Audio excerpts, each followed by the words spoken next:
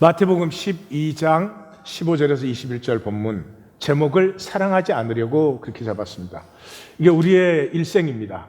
우리의 일생은 사랑하지 않으려고 몸부림을 치는 게 우리의 일생이에요.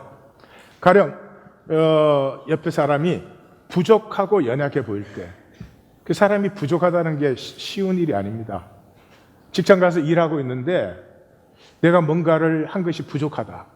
그럴 때 굉장히 어려워요. 그러니까 부족하고 어려워 보일 때가 어떤 시간이죠? 사랑의 시간이죠. 그거를 위로해주고 괜찮아. 나도 지난번에 그렇게 실수를 했는데 힘들어도 지나가면 괜찮아. 이렇게 해줄 사랑의 시간인데 그때 우리는 만족을 느끼죠. 예, 다른 사람이 잘 안 되고 부족할 때 만족을 느껴요. 가난과 아픔, 힘들어요. 이 사회에서 가난하면 인간 취급을 못 받아요. 그러면 가난한 사람은 더 대접하고 존중해줘야 되는데 나보다 좀 가난하면 아예 나보다 못한 사람으로 취급을 해요. 왜요? 우리는 세상에서 힘의 길로 살아왔기 때문에. 부부로 만나서도 사랑하지 않으려고 몸부림을 쳐요. 상대방이 부족할 때가 사랑의 시간이잖아요. 상대방이 잘못했을 때가 사랑의 시간이잖아요. 이번 주 본문은 부러운 본문이죠. 굉장히 부러운. 그 말은 나 계속 이대로 살아갈 것인가? 저런 복을 두고 저런 아름다움을 두고 나 계속 이렇게 갈 것인가 하는 도전을 우리에게 던집니다.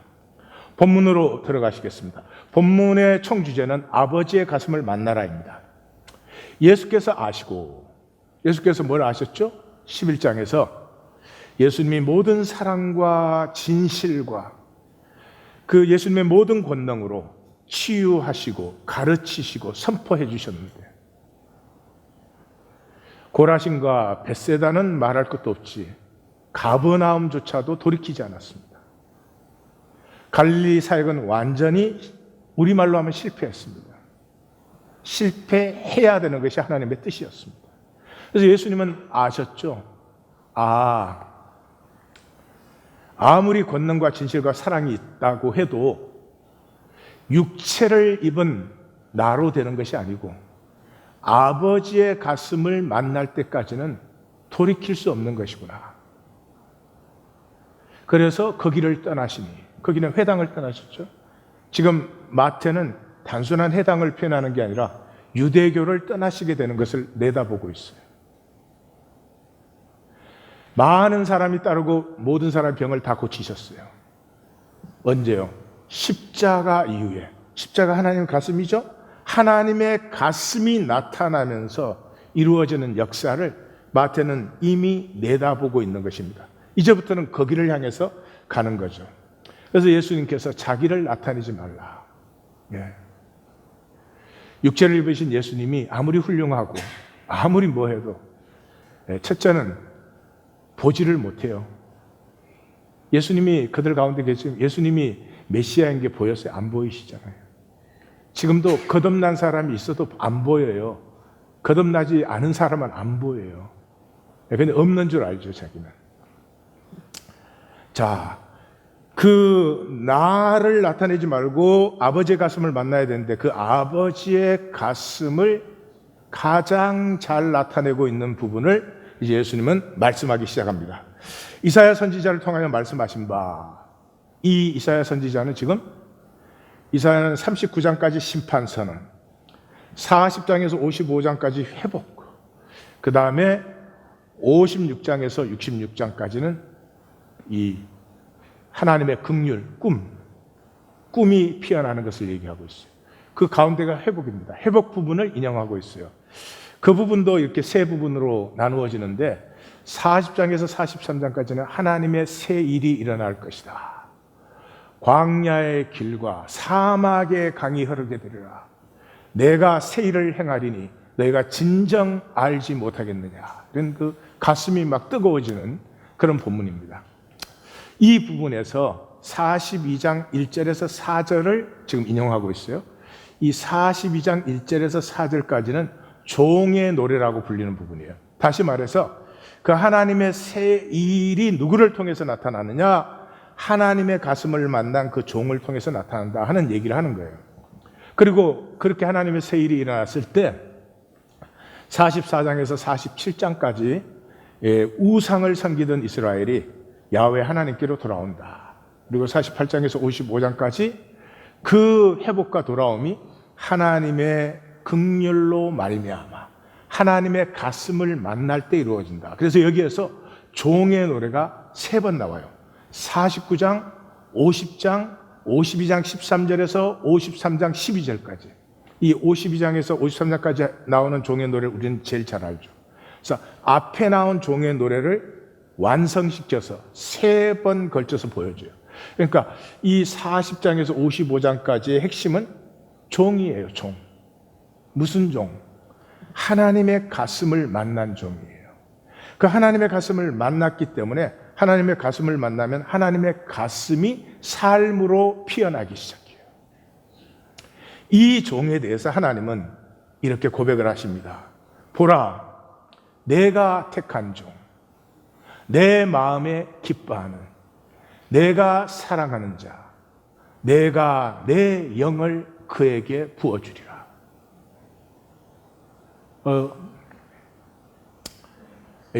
콧등이 시큰하고 가슴이 멍멍했습니다.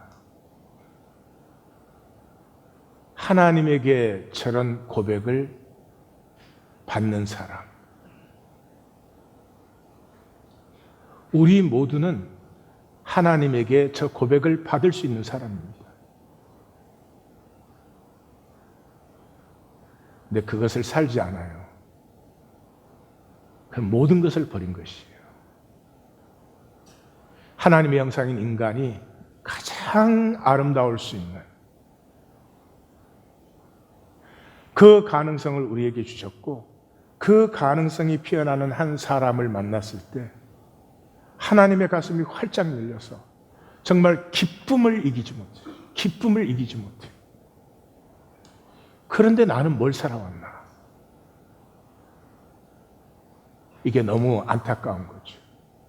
저기 종이라는 말은 성경에서는 대개 2가지입니다. 둘로스 또는 디아코노스. 둘로스는 노예고 디아코노스는 집의 집사 뭐 그런 거죠. 그런데 여기에서는 파이스라는 단어를 썼습니다. 파이스. 파이스는 아들이거나 어린아이거나 이럴 때 쓰는 단어입니다. 그래서 종이라는 단어를 파이스라고 쓴 유일한 부분이에요. 종에게서 자기 가슴이 나타나기 때문에 종을 보는데 자식보다 더 귀하게 보는 거죠. 그를 통해서 이방의 심판이 나타나요. 심판은 아버지의 가슴을 만나는 거예요. 조금 이따 보겠습니다. 자, 그러면 이 종에게서 나타나는 아버지의 가슴은 무엇인가?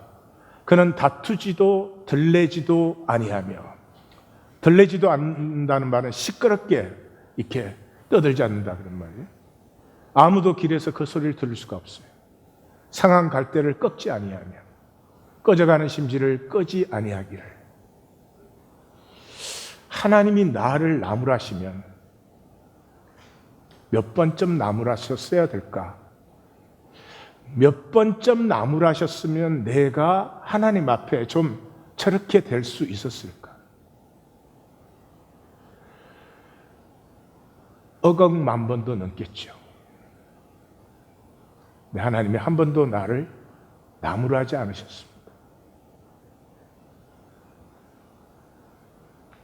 상한 갈대를 꺾지 아니하며 꺼져가는 심지를 끄지 아니하시는 아버지의 가슴.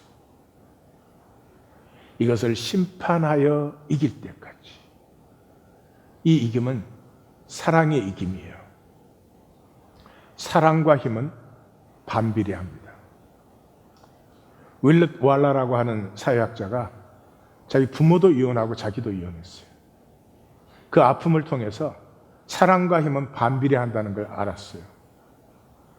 이혼할 때 보면은 아직도 상대방을 사랑하고 있는 사람은 모든 걸 양보합니다. 모든 것을 다 내려놓습니다. 그런데 상대방을 사랑하지 않는 사람은 자기 요구밖에 모릅니다. 그게 뚜렷하죠. 사랑과 힘의 반비례.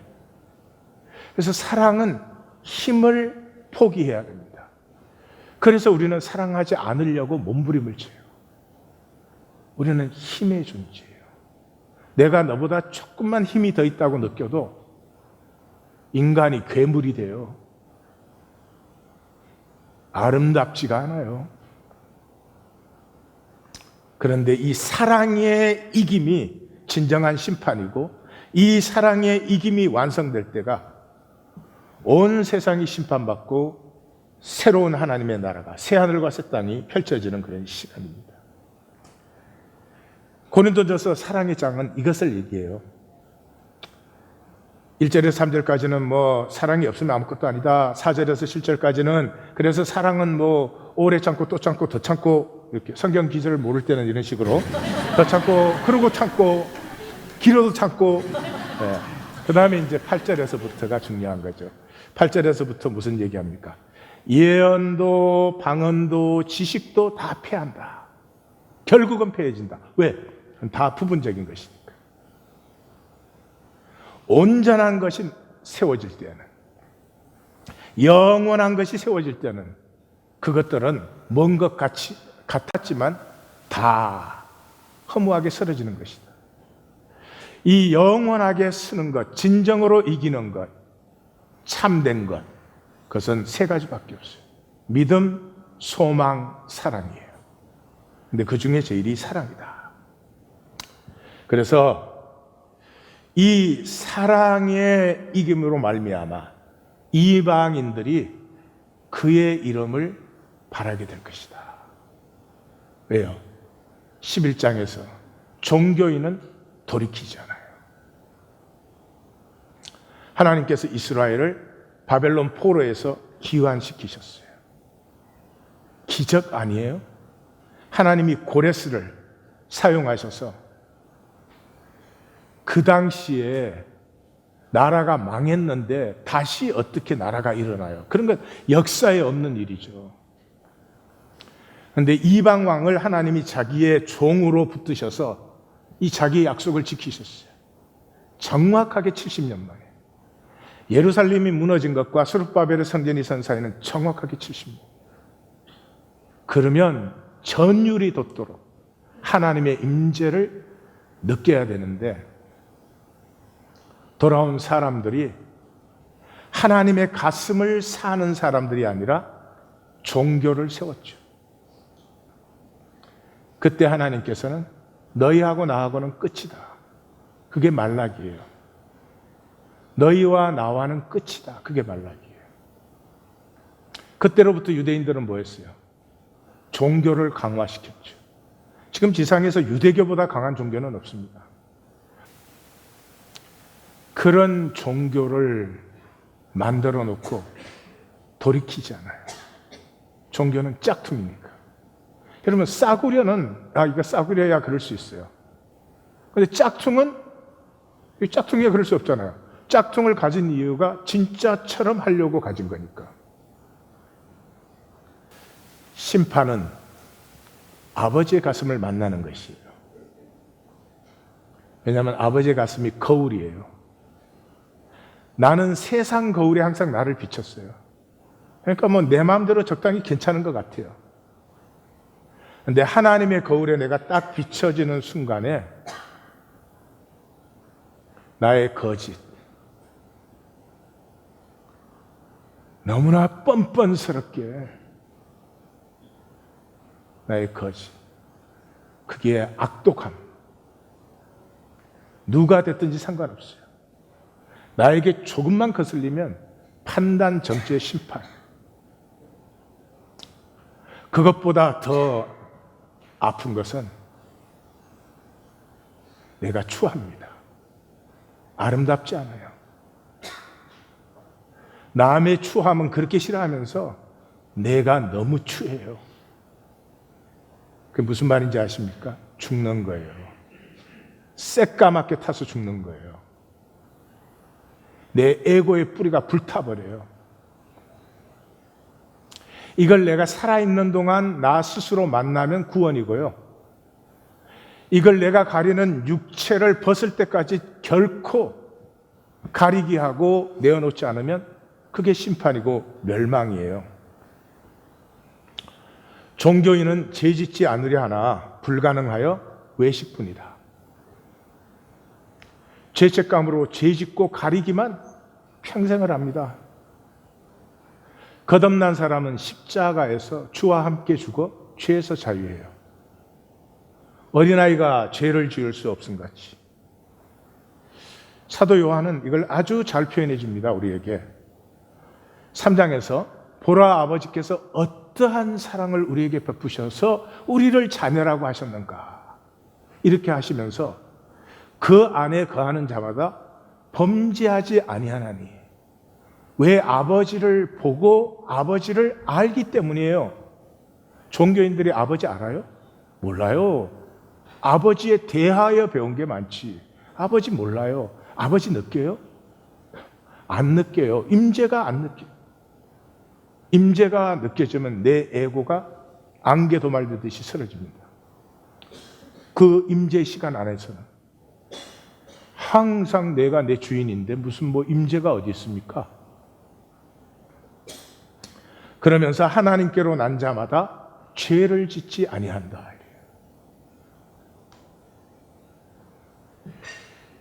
내가 내 죄를 만나요.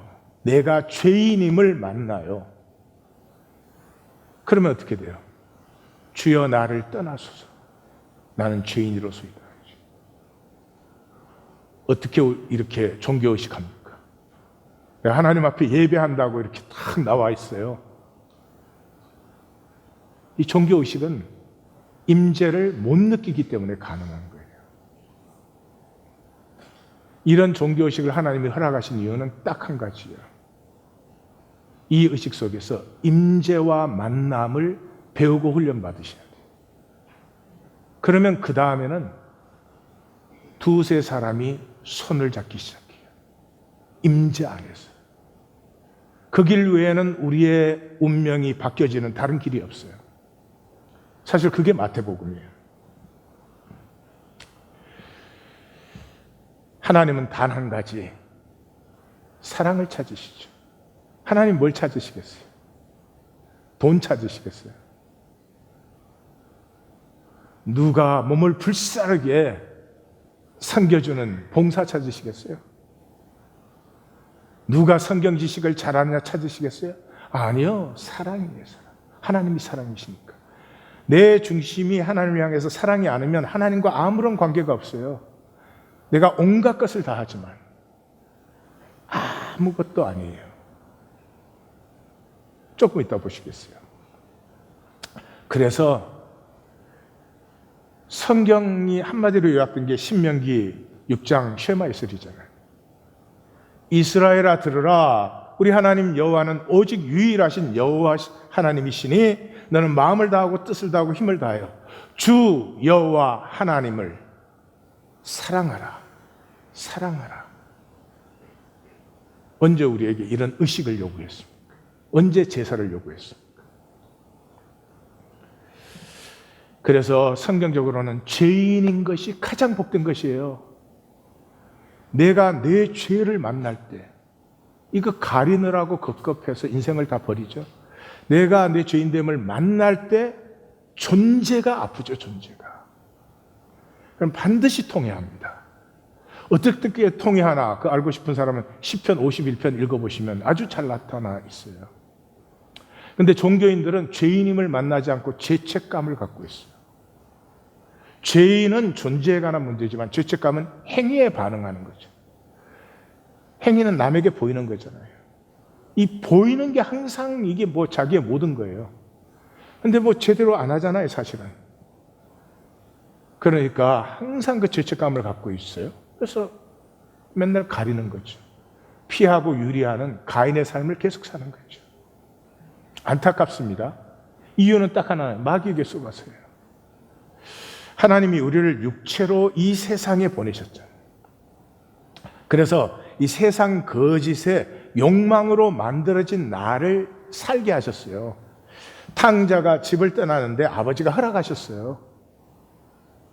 어느 날 그 날을 만나요. 우리 모두 너무 거짓되고 너무 악독하고 너무 추한,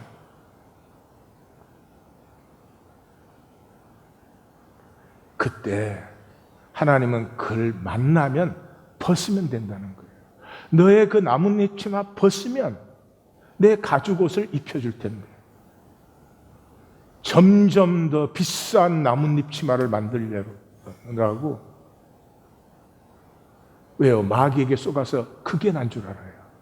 이때까지 육체 안에서 내가 살아오고 내가 만든 게 난 줄 알아요. 아니요, 그게 나가 아니에요.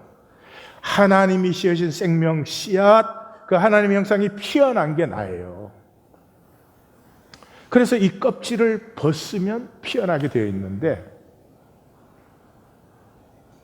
이 가짜 나가 난 줄 알고 거기에 일생을 희생하는 거예요. 그러고는 정신토록 땀 흘려 수고하고는 가시던 불과 엉겅퀴를 거두는 거죠. 이 시대의 종교인들 여전히 가짜 구원을 붙들어쥐고 종교 의식만을 행하고 있습니다. 영상을 하나 보시죠.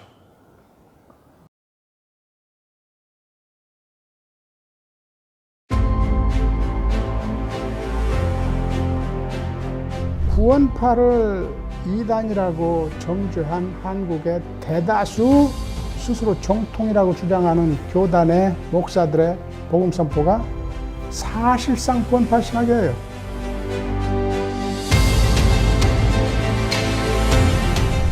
구원파적인 구원론이라는 게 사실은 우리의 행위를 구원의 방정식에서 배제하는, 흔히 말하는 오직 은혜의 도식을 조금 이렇게 극단화시킨 게 구원파적인 구원론이라고.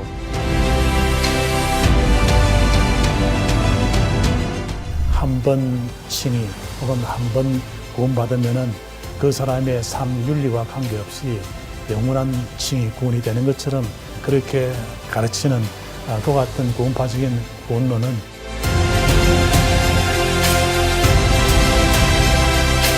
Salvation is something that changes you, and that means that you cannot, in effect, stay as you were.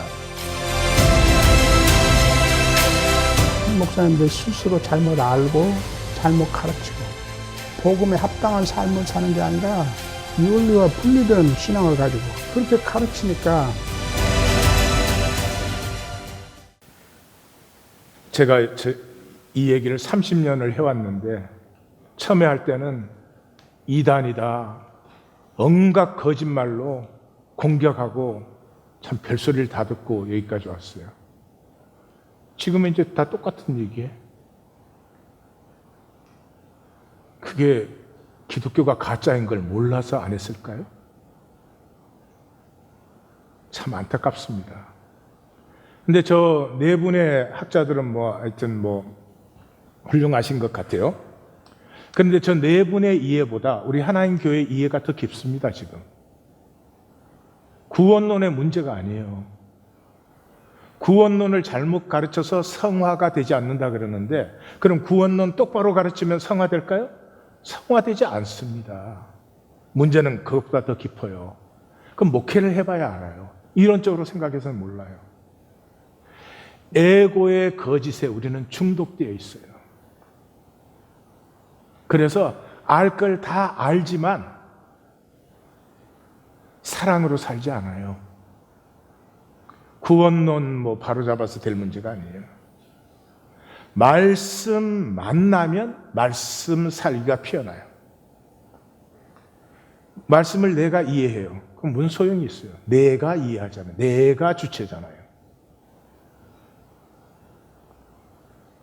이 한국 기독교는 이 오묘한 해석에 미쳐 있어요. 그럼 말씀을 이렇게 우리 나눌 때든지 설교든지 들으시면은 저분이 본문 얘기를 하고 있나? 본문 가지고 자기 생각을 얘기하고 있나? 그걸 잘 보셔야 돼요. 우리 말씀 만나기 나눔도 보면은 하여튼 본문이 뭐든지 자기 생각만 얘기하는 사람이 있고, 아주 참 유치하게 얘기를 해도요, 뭔가 본문을 만난 얘기가 나오는 때가 있죠. 말씀은 말씀이 말씀하시는 거예요. 내가 이해하는 게 아니에요. 그 말씀을 만날 때 내 존재와 삶의 뿌리가 말씀에 내려져요. 말씀이 하나님 가슴이잖아요. 그게 유일한 복된 삶의 길이에요. 복된 삶은 사랑하는 삶이에요. 아무리 뭐 세상이 말하는 복을 가졌어도 사랑이 없으면 nothing. 사랑이 없는데 뭘? 그건 산 게 아니에요. 기억하십시오. 목적은 행복이에요. 행복한 사람은 너그럽고, 행복한 사람은 이해하고, 행복한 사람은 사랑하고, 행복한 사람은 악을 생각하지 않아요. 그래서 우리 하나님 교회는 그러잖아요. Happy man is a holy man. Holy man is a happy man. 목적은 행복인데 목적이 뭔지도 모르고 그저 돈만 많으려고 해요. 그저 돈만 많으려고.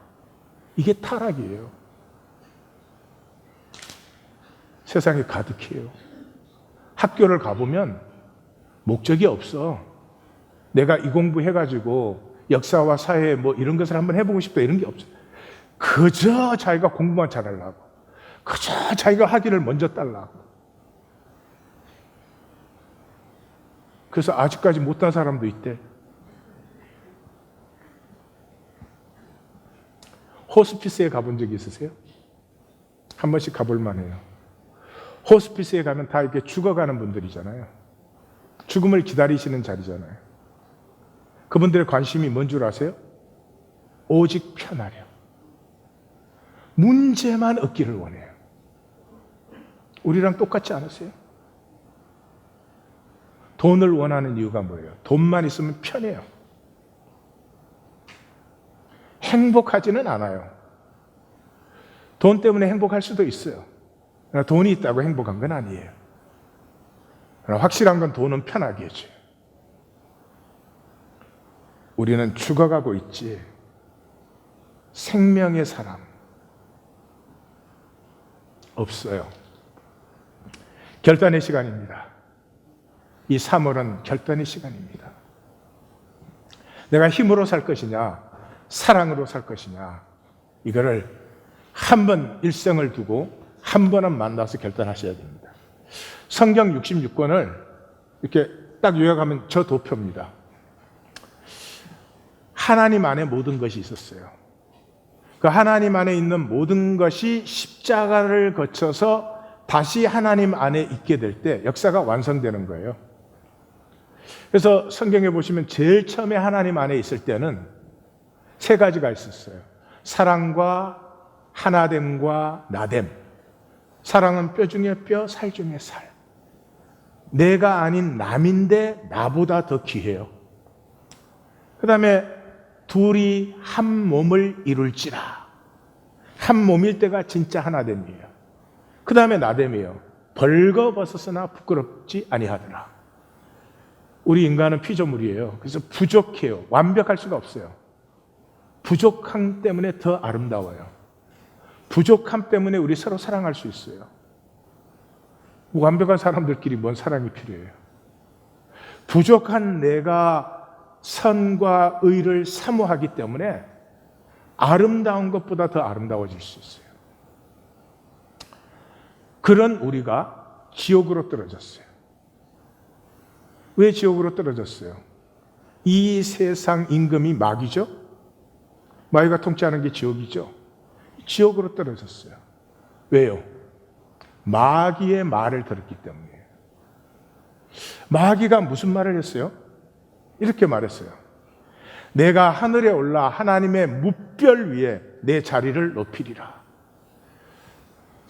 하늘이 세 개로 되어 있죠. 공기가 있고 별이 있고 하나님이 계신 곳이. 하나님의 무별 위에. 그러니까 하나님 자리에 자기가 올라가겠다는 거예요. 내가 북극 지폐산 위에 자정하리라.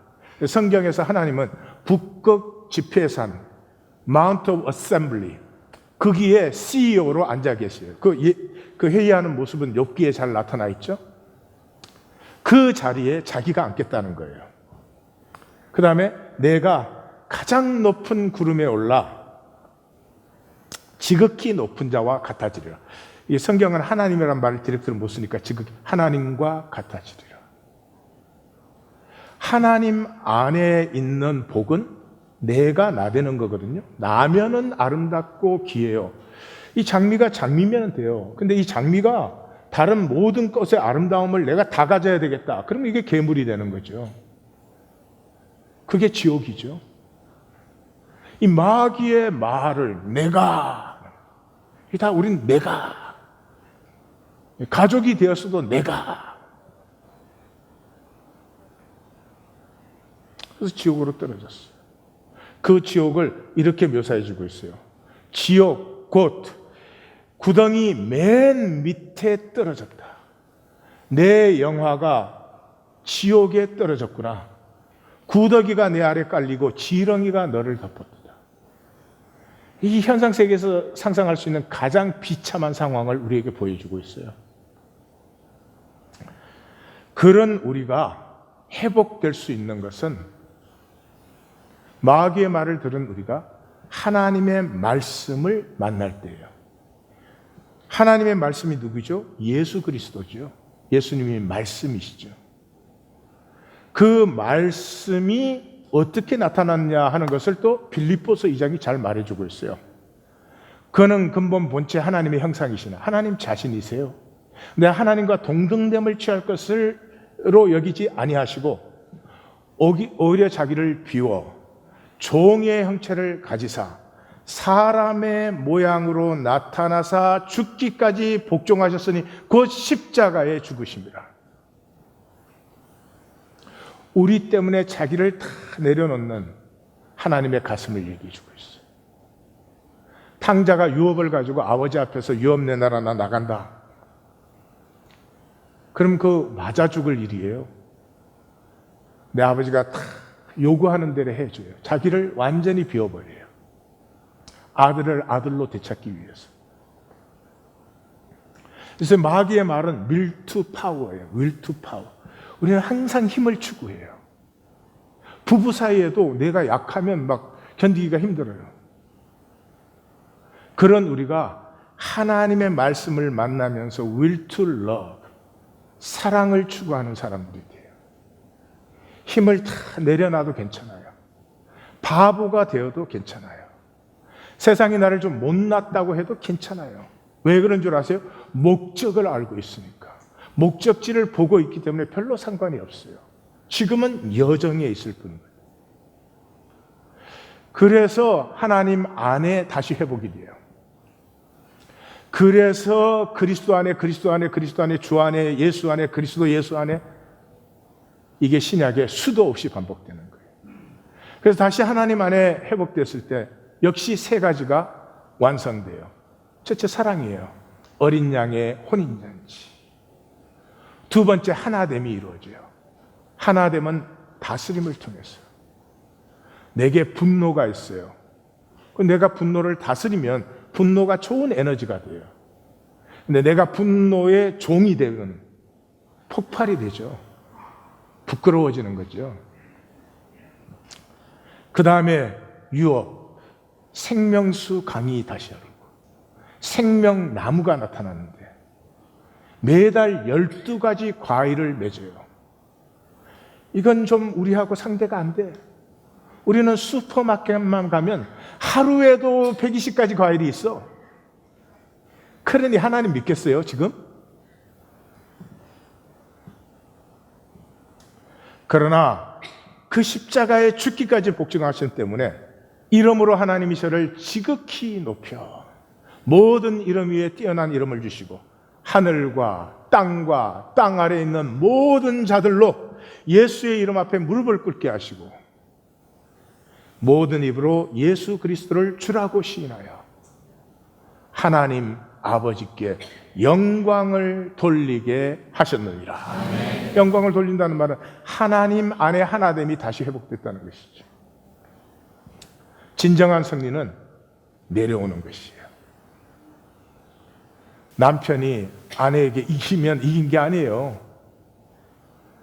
남편이 낮아지면 아내가 존경해요. 아내가 사랑이 되면 남편이 그 아내를 보면 무한 사랑스러움이 있죠. 내려올수록 연대성이 확장돼요. 마태는 이 복음서를 통해 가지고 낮은 자리에서 손잡은 이 하나님의 가슴, 그런 근본 하나님의 본체의 형상이 있으나 하나님과 동등됨을 취할 것으로 여기지 아니하시고 낮아지고 또 자기를 비우고 종의 형체를 가지고 사람의 모형으로 나타나 죽기까지 복종하셨는데 십자가, 가장 처참한 죽은 십자가까지 내려오시는, 그러나 이 낮은 자리로 내려오는 것은 우리의 의지나 우리의 능력 갖고는 안 돼요. 사랑을 만나면 되죠. 그렇죠?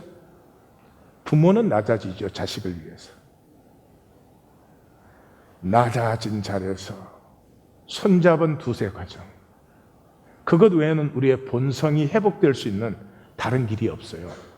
점검을 한번 해보십시다. 우린 다 육체를 벗는 순간이 와요. 육체를 벗는 순간에 그 다음에 누가 알겠어요? 뭐 종교마다 온갖 얘기를 하고 사람마다 온갖 얘기를 하는데 솔직히 말해서 죽은 다음에 어떻게 되는지 누가 어떻게 알겠어요? 그러나 분명히 알 수 있어요. 지금을 보면 죽은 다음에 어떻게 되는지 분명히 알 수 있어요. 세 가지 시나리오가 가능해요.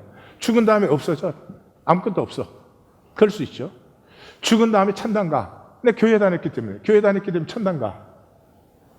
세 번째는 내 일생을 마감했을 때 내가 누구냐 하는 것은 내가 어떻게 살은 것이다. 내 행위대로.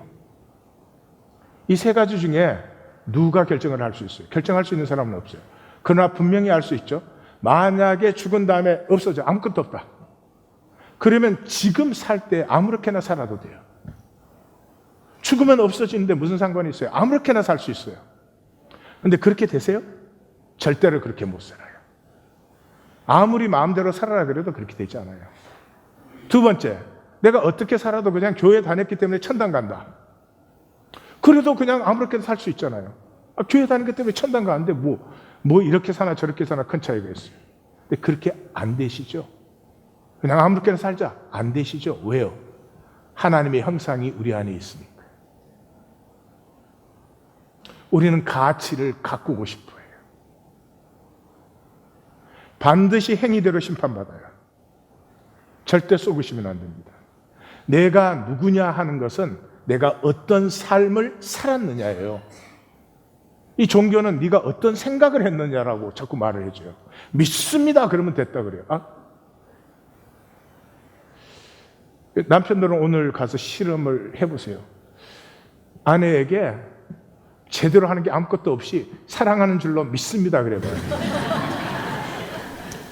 뺨때기 맞는 건 내 책임 아니요. 그런 유치한 일을 이 기독교 안에서는 통해요. 왜요? 구원파가 막 영업이 될 때 교회가 그걸 막 도입을 해가지고, 아니 그 전에도 물론 그랬지만, 오해하지 마십시오. 저는 행하라는 얘기를 하는 것이 아닙니다. 행하려고 해보십시오. 행해지나 되지 않습니다. 오늘 본문은 영적 사랑의 클라이막스예요. 사랑이신 하나님의 가슴을 만났어요. 그 가슴을 만난 사람은 이제 다시 더 이상 옛날처럼 살 수 없어요. 세상 오로 파일럿 돌릴 수가 없어요. 그렇게 사라지지 않아요. 그렇게 살다가 주일 됐다고 예배 드린다고 나오지 않아요. 뜨악해져. 더 이상 같은 사람으로 살 수가 없어져요. 그때부터 아버지의 가슴이 피어나죠. 아버지의 가슴이 피어난다는 건 나를 내려놓기 시작해요. 내려놔도 은혜예요. 죄인 중에 죄인이고 개수 중에 개수고 내가 주장할 수 있는 게 아무것도 없어져요. 뭐 어떻게 보았든지 모든 게 감사해지기 시작해요. 그리고 모든 사람들에게 미안해지기 시작해요. 고난이 아니고 기쁨으로 느껴져요. 내 안에서 피어나요. 내가 행하는 게 아니에요. 행복한 삶은 그래서 거듭난 삶이에요. 거듭난 사람은 반드시 행복해요. 왜? 사랑의 삶을 살기 때문에. 사랑으로 살면은 고생해도 기쁘잖아요. 고린도전서 13장 1절 3절을 제가 이렇게 조금 바꿔봤어요. 내가 사랑과 신의 모든 말을 하여도 사랑이 없으면 시끄러운 소리일 뿐이에요. 내가 예언하고 비밀과 모든 지식을 다 알고 산을 옮길 만한 믿음이 있어도 사랑이 없으면 I am nothing, 아무것도 아니에요. 내가 모든 것으로 부지하고 내 몸을 불사르게 내어주는 희생을 한다고 해도 유익이 없어요. 얼마나 비참한 거예요. 나를 희생했는데 유익이 없어요. By the way, 이게 오늘 마귀에게 썩은 가족들의 모습이에요. 자녀를 위해서 일생을 희생해요. 그리고 끝에 만나는 것은 결국은 남이구나. 사랑은 뭘 좋은 걸 해주거나 그런 게 아닙니다. 참 나가 피어나요. 내 안에 나. 이 사람에게 보이려고 만드는 이 나뭇잎 치마의 나가 아니고 내 안에 나예요. 내 안에 나가 피어나는 건 자연스럽고 쉬운 길이에요. 그런데 이걸 해방하는 게 있어요. 그게 생각이에요. 생각하는 동안은 내 안에 나, 참나에 대해서 생각할 수가 없어요. 생각은 대하여 하는 거잖아요. 생각은 그것을 만날 수 없잖아요. 그것에 대하여 내가 생각하는 거지. 그러니까 가짜예요. 그럼 어떻게 하나? 생각은 그냥 지켜보세요. 아, 내가 이렇게 생각을 하는구나. 내가 이걸 이렇게 보는구나. 그렇게 생각을 지켜보는 순간 생각은 생각으로 딱 컨테인 되잖아요. 생각이 무한하지 않으니까. 그죠? 그것에 대해 지금 생각하니까. 그래서 생각밖에 무한 세계가 열려요. 생각밖에 무한 세계는 내 에고가 오염되지 않은 세계잖아요. 그래서 평강과 안식과 기쁨이 와요. 마음이 어려울 때 이 훈련을 꼭 해보세요. 마음이 어려울수록 그 생각에 사로잡히거든요, 우리는. 마귀가 그렇게 속이니까. 생각을 지켜보면 생각이 힘을 잃어요. 생각이 힘을 잃으면 무생각의 틈이 열려요. 무심의 틈이 열리면서 지혜와 명철이 솟아나요. 아, 그렇게 어려운 문제로 보였는데 이거 이러면 되는 거구만. 뭐 이렇다 해도 결국은 이렇게 되는 것이구만. 마음의 평강과 안식이 회복되죠. 사랑한다는 말은 감정에 쏟지 않는다 그런 말이에요. 감정은 사랑이 아니에요. 감정은 생각에서 발생하는 거예요. 그래서 내가 저 사람이 밉다 이렇게 생각을 하면 그 사람만 보면 짜증이 난다고. 그런데 생각에서 발생하는 것이기 때문에 감정은 오해의 표현이에요. 오해의 표현. 저게 무슨 말인가? 이해하지 못한 부분의 react, 반응이에요. 그러니까 어떤 사람이 굉장히 내가 보기 악해. 근데 그 엄마가 보면 그 사람이 하나도 악하지 않아. 예? 제가 어릴 때 긴 설교 때문에 너무 시달려서 엄마가 보기엔 다 괜찮아. 내가 보면 아니야. 그러니까 엄마는 모든 걸 다 알기 때문에 미워할 수가 없어요. 그건 나는 내가 딱 필요한 부분만 보기 때문에 미운 거지. 감정은 오해의 표현. 이해하지 못한 부분에 리액트해요. 그래서 예수님은 자기를 십자가에 못 박는 사람에게조차도 아버지 저들의 죄를 사하여 주옵소서, 저들이 하는 것을 알지 못합니다. 이해가 안 됐기 때문에 감정이 생기는 거예요. 예. 그래서 감정은 유치합니다. 자기 중심적으로 제한적이니까. 모든 감정은 유치해요. 그래서 인생이 잘 되려면 감정으로 결정하시면 안 돼요. 그런데 대부분의 사람들은 대부분의 결정을 감정으로 합니다. 감정이 동할 때가 막 결단이 막 세질 때예요. 그 망하는 거예요. 그냥 망하는 거예요. 그거는 제가 경고해 드립니다. 기쁨과 슬픔은 감정이 아니에요. 기쁨과 슬픔은 존재의 느낌이에요. 그래서 예수님께서 내가 피리를 불어도 너희가 춤추지 아니하고 애곡을 하여도 너가 울지 아니한다. 그런데 기쁨과 슬픔은 감정이 아니에요. 그 나머지 것들은 대부분 우리의 것은 감정이에요. 감정을 그럼 어떻게 하나? 억누르라 그런 소리가 아니에요. 감정에 빠지지도 마세요. 그냥 감정을 인식하세요. 이 에고에서 나오는 거죠. 그래서 딱 그 감정이 생길 때 그 두려움이, 아, 내가 그것 때문에 이렇게 두려워하는구나. 아, 내가 그것 때문에 이렇게 아파하는구나.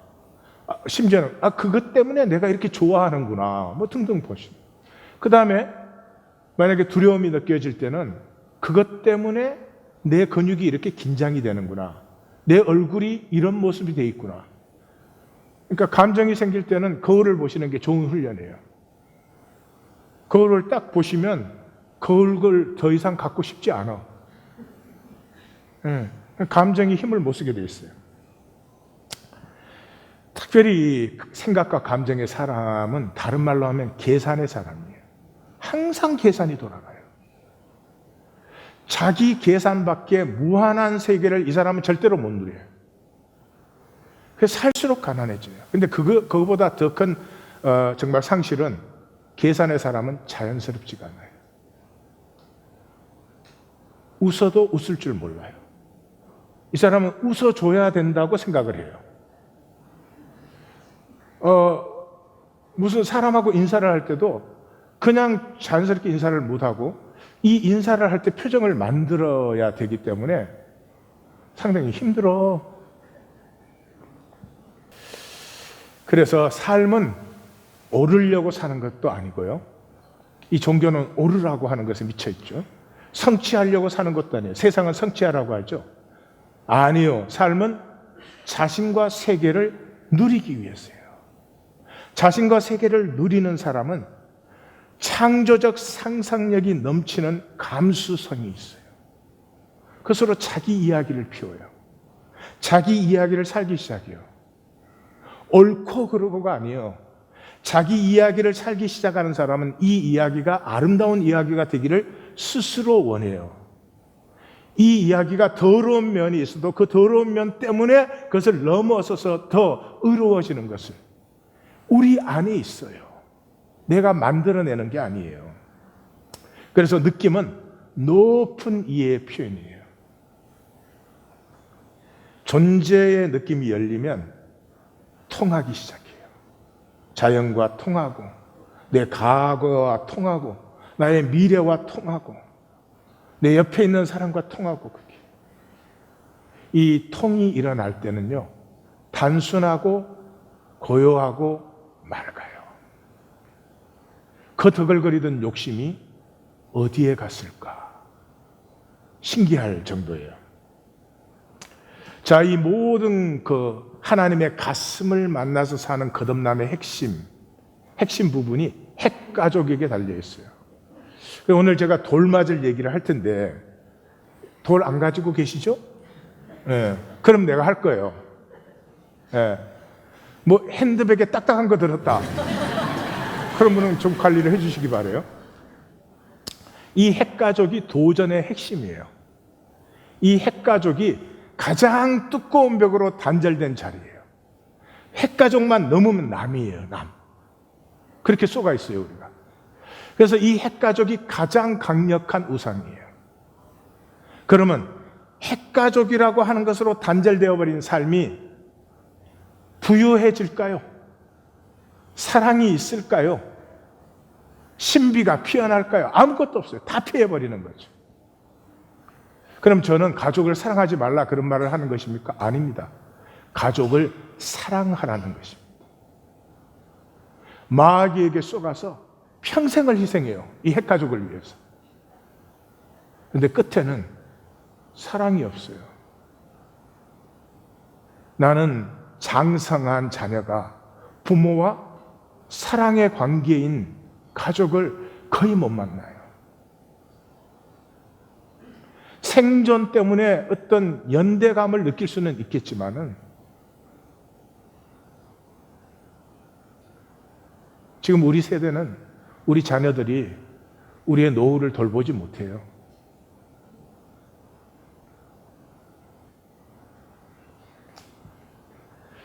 세상에 쏘가가지고요. 자녀를 우상화시켰어요. 자녀의 성공을 내 성공이라고 이렇게 쏘가 있어요. 아니요. 자녀가 노벨상을 타고 교황이 돼도요, 그건 자녀예요. 내 삶이 성공적인 것은 내가 내 삶을 성공적으로 사셔야 돼요. 가치 있게 의미 있게 사신 것이 성공이지, 자식을 가지고 내가 이루지 못한 부분에 기대를 부응시키려고 하는 그런 거짓은 갖다 버리세요. 자식은, 가족은 복 중의 복이에요. 하나님의 선물 중의 선물이에요. 가족처럼 사랑하고 기뻐할 수 있는 것이 어디에 있어요? 그러면 자녀면은 그 자녀의 가능성과 창조성을 내가 즐겨주면 그건 아이 안에서 저절로 피어나는데, 아이가 뭘 모르니까 내 기대를 주입시켜가지고 아이가 거기에 맞춰야 돼요. 우린 전부가 we try to match up to the expectation of others. 남에게 나를 맞추느라고. 그럼 그 자녀는 복돼요? 우리의 자녀들 중에 복된 자녀를 만나기 힘들어요. 사랑으로 가꾸어져야 될 자리, 힘이 내려져야 될 자리, 그 자리에 우리는 쏘가서 자녀를 위해서 모든 힘을 다해요. 사랑은 피해지고 생존 관계만 남았죠. 어느 정도까지? 부부 사이조차도. 부모가 자녀에게 구원이 되어줄 수 없고 자녀도 부모에게 구원이 되어줄 수 없어요. 기대를 버리세요. 구원은 예수 그리스도밖에 없어요. 이 안타까운 시대에 핵가족이 될 것이냐 하나님의 가족이 될 것이냐 하는 우리는 중대한 선택 앞에 서 있었습니다. 이 3월이 그래서 중요합니다. 그럼 어떻게 해요? 간단합니다. 회복의 열쇠는 안타까움이에요. 내가 잘못 살았구나. 내가 쏘갔구나. 내가 평생에 한 것이 가인의 성이었어요. 가인이 피하고 유리하기로 나아가서 제일 먼저 한 것이 뭐예요? 성을 쌓았어요. 핵가족이라는 성을 쌓았어요. 이 성을 더 든든하게 더 높이 만드는데 일생을 보냈어요. 필요한 일일지는 모르지만 그 자체로 구원도 행복도 생명도 아닙니다. 3월, 우리 자신을 스스로 돌아보는 시간에 우리는 가족을 향한 사랑을 회복하고, 욕망이 아니라 사랑을 회복하고, 이 사랑이 회복됨으로 말미암아 적어도 내 곁에 있는 두세 가정에 사랑의 손을 내밀 수 있는 하나님의 회복이 일어나기를 원합니다. 나눔과 아이들의 사랑입니다. 우리가 진정으로 원하는 것은 사랑입니다. 진정으로 필요한 것도 사랑뿐입니다. 그러나 마귀가 통치하는 세상에서 우리는 힘에 미치고 중독되어 삽니다. 모든 것을 불신하는 거짓 세상에서 오직 핵가족만 믿을 수 있다는 이 거짓으로 우리는 핵가족을 우상화시켰습니다. 우상은 실제가 아닙니다. 평생을 희생하고도 모든 것이 패해졌습니다. 거짓 감정의 허상일 뿐입니다. 진정한 사랑을 우리는 잃어버렸습니다. 과연 나는 진정으로 돌이킴을 원하는지 3월 한 달에 우리의 화두가 되기를 원합니다.